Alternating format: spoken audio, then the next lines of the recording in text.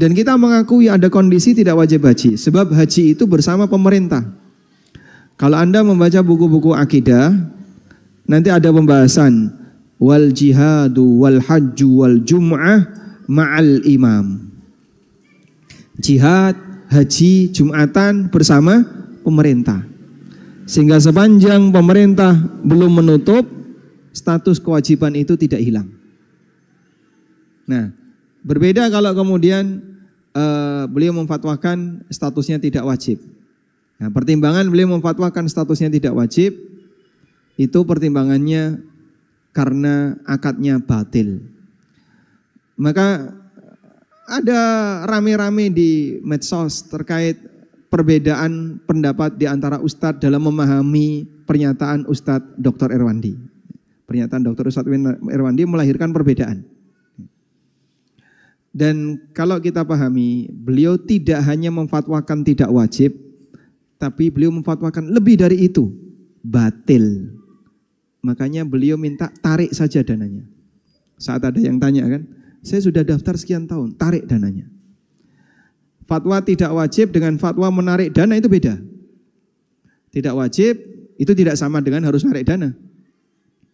Misalnya, anggaplah tidak wajib turun jadi sunnah misalnya. Apakah perlu narik dana? Kalau tidak wajib turun jadi sunnah misalnya. Apakah perlu narik dana? Tidak.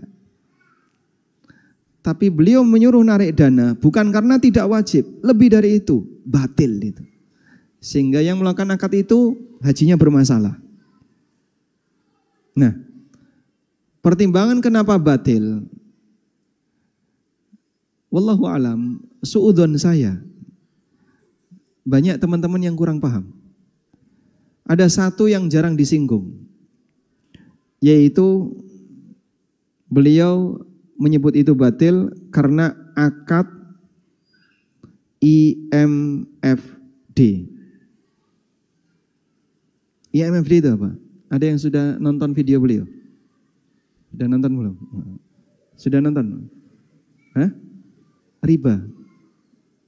IMFD itu talangan, bukan.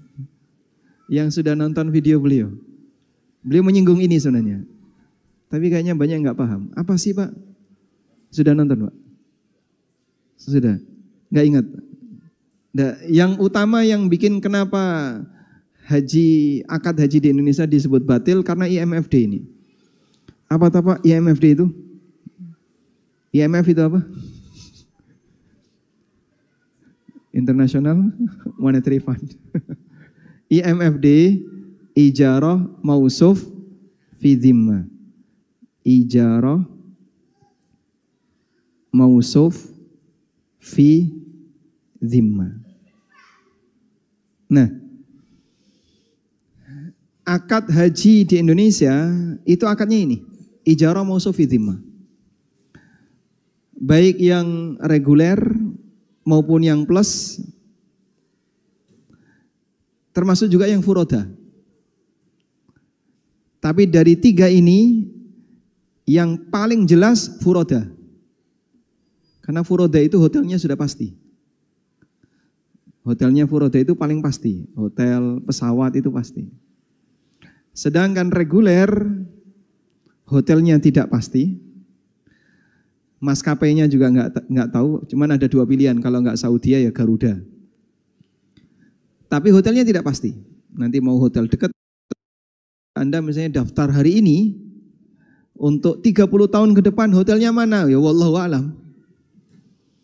Tapi kalau pendaftaran furoda, di flyer, di poster sudah menyebutkan hotelnya di sini. Jadi kalau dilihat dari sisi kejelasan fasilitas, furoda lebih jelas daripada yang reguler dan plus. Plus daftarnya sekarang, hotelnya kapan? 7 tahun ke depan antrian. Sekarang bisa sampai 10 tahun. Dan nggak ada kejelasan. Cuman DP saja $4.500. Baik. Nah, artinya semuanya di posisi IMFD. Bedanya antara furoda, reguler, dan plus. Kalau reguler dan plus, visanya dijamin pemerintah. Kalau furoda, tidak. Nah, sisi ketidakjelasan furoda di visa. Sisi ketidakjelasan reguler dan plus di fasilitas. Mafhum insyaallah. Jadi kalau bicara goror, semuanya goror. Semuanya goror. Namun kan bukan gorornya sebenarnya. Masalah akad batilnya di sini. Ijarah mausuf fi dhimma. Jadi ijarah mausuf fi dhimma itu kayak gini, Pak. Jual beli objek jasa. Jual beli objek jasa. Nah, transaksi objek jasa ini kan transaksi ijarah ya. Itu ada dua. Yang pertama, unit jasa sudah dimiliki. Seperti ini namanya ijarah al-ain. Namanya ijaratul ain. Sudah? Contohnya, saya punya 10 unit mobil dengan aneka merek. Mulai Avanza, kemudian Xenia saya ada, terus apa lagi? Innova saya punya, Brio juga saya punya. Anggaplah misalnya 4 merek ini ya. Dengan jumlahnya 10. 4 merek dengan jumlah 10. Sudah? Anda nyewa untuk bulan depan. Anda nyewa untuk bulan depan. Baik. Lalu Anda nyebut, saya pengen Brio untuk bulan depan. Siap. Berarti saya sudah punya unit belum? Sudah. Maka yang saya sewakan adalah unit Brio, tapi dipakai tahun depan atau dipakai bulan depan. Namanya ijarah al-ain. Paham? Dan ini mau bayar tunai di depan, mau DP dulu sekian persen, bebas. Karena unit jasa sudah saya punya. Paham ya? Baik. Travel booking tiket pesawat untuk 200 seat. Sudah booking. Lalu booking hotel untuk 100 kamar. Sudah? Booking LA. LA itu kelengkapan yang ada di sana ya, mulai dari makanan, transportasi dan seterusnya. Booking untuk 100 pack. Baik. Lalu dia jual. Nah, seperti ini namanya ijaratul ain. Itu pakai DP dulu boleh, tunai boleh. Paham ya? Nah, yang kedua, unit jasa belum dimiliki. Unit jasa belum dimiliki. Nah, ketika unit jasa belum dimiliki, maka dia tidak bisa pastikan. Saya tidak punya mobil, tapi saya punya channel orang-orang yang punya mobil. Rental A, rental B, rental C. Sudah? Lalu saya menyewakan unit. Padahal saya belum punya unit, saya nggak punya unit. Saya juga belum nyewa unit mereka. Nah, ketika saya menyewakan, saya cuma menyebutkan kriteria. Kami menyediakan sarana transportasi untuk mobil, untuk kendaraan roda 4 dengan kriteria seperti ini. Nah, kriteria itu namanya mausuf. Kriteria itu namanya apa?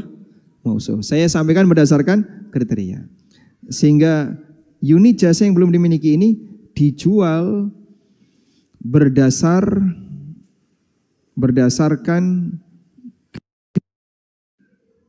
ini yang disebut dengan mausuf. Disifati. Mausuf artinya apa? Disifati.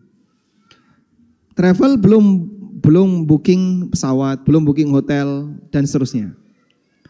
Tapi dia menjual. Lalu ketika dia menjual, dia cuma sebutkan pesawat, disebutkan antara Garuda, Saudia, atau Qatar misalnya. Tentatif. Artinya tidak keluar dari 3 ini. Karena cuma mausuf. Hotel, misalnya Hotel Azka atau Setaraf. Dalam kurung Setaraf. Taraf itu ya bintangnya sama.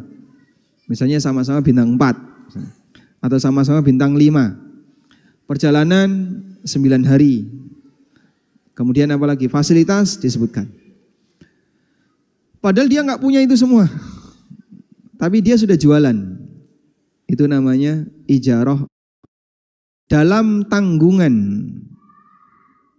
Dalam tanggungan. Nah, dalam tanggungan ini namanya fi dhimmah. Maka menjual unit jasa yang belum dimiliki berdasarkan kriteria dalam tanggungan disebut ijarah mausuf fi dhimmah. Paham ini? Jelas atau belas? Jelas, alhamdulillah. Jelas ya? Nah. Sudah? Selanjutnya, untuk ijarah mausuf fi dhimmah IMFD itu status akadnya sama dengan salam dalam jual beli. Makanya sering disebut dengan salam alal manafi. Sering disebut salam alal manafi. Akad salam untuk manfaat, yaitu menjual unit jasa yang belum dimiliki. Seperti menjual barang yang belum dimiliki. Akadnya akad salam. Nah, berkaitan dengan akad salam ini, maka jumhur mensyaratkan wajib tunai. Jumhur mensyaratkan wajib tunai. Boleh asal tunai. Jadi di sini jumhur mengatakan boleh dengan syarat apa? Bayar tunai. Nah, paham ya? Baik. Jika tidak tunai akadnya batil. Jika tidak tunai akadnya batil. Sudah? Ini pendapat jumhur bahwa ijarah mausuf fi dhimmah pembayarannya wajib tunai. Baik.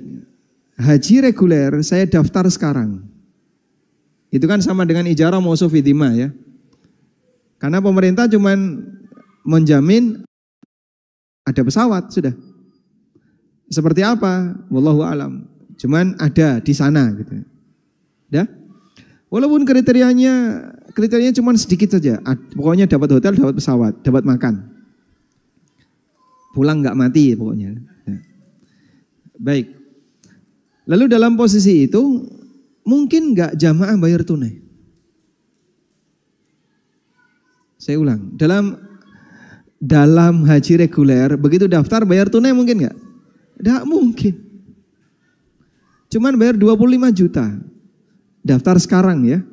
Akadnya kan sekarang saat daftar itu. Itu bayar 25 juta. Tidak mungkin bayar tunai. Yang plus Pak, sama saja. Nunggu 10 tahun.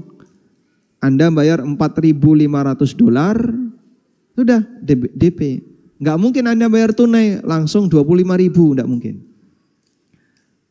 Nah, praktek itu namanya ijarah mausuf fi dhimmah, tapi tidak tunai, sehingga beliau hafizahullah menyebut akadnya batil. Nah, di sini jika tidak tunai maka akad batil. Baik. Oleh karena itulah beliau minta yang sudah daftar tarik. Baik yang reguler maupun yang plus. Sudah sekian tahun Pak Ustadz, tarik. Karena akadnya batil. Sehingga akad batil harus dibatalkan. Dan tidak boleh dilakukan. Nah, terus apa saya nggak kena kewajiban haji? Tidak wajib untuk Indonesia. Sehingga fatwa tidak wajib itu, setelah kau batalkan akad batilmu, selanjutnya kau tidak wajib untuk daftar. Baik. Namun ya, fatwa Majma' Fikih Islami di bawah OKI. Fatwa Majma' Fikih Islami di bawah OKI bahwa IMFD boleh tidak tunai.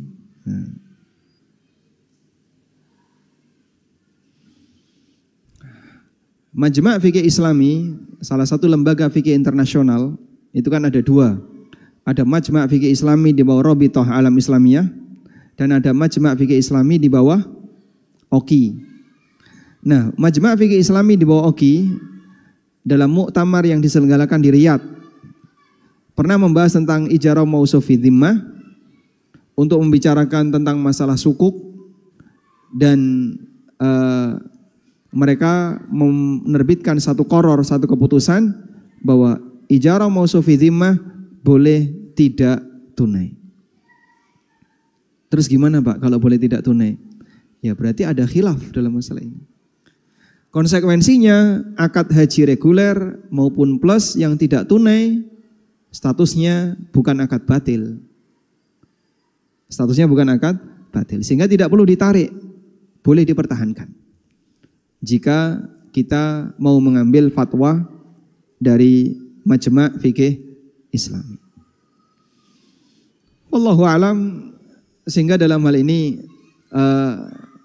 kita bahas dari sisi latar belakang ilmiahnya bahwa saling menghormati antara satu dengan yang lain. Sehingga mohon untuk netizen jangan komentar dulu ya. Komentar orang yang nggak paham bikin kisruh aja ya. Sehingga Anda pahami dari sisi latar belakang pendapat untuk bisa mendapatkan kesimpulan kira-kira mana dari dua pendapat ini yang lebih mendekati kebenaran. Wallahu a'lam. Umroh bareng ANB, beribadah dengan ilmu. Hubungi